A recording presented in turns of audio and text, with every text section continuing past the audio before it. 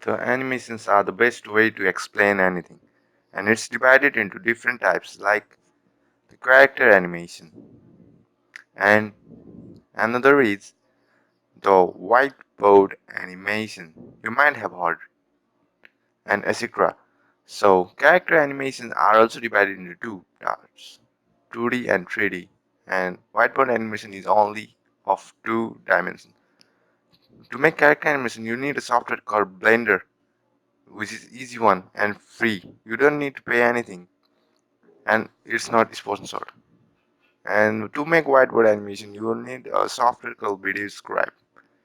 So, so according to your desire, you can use this above softwares. The links are in the description. By the way, this video is made by Video Scribe, not sponsored by Video Scribe, but made by Video Scribe.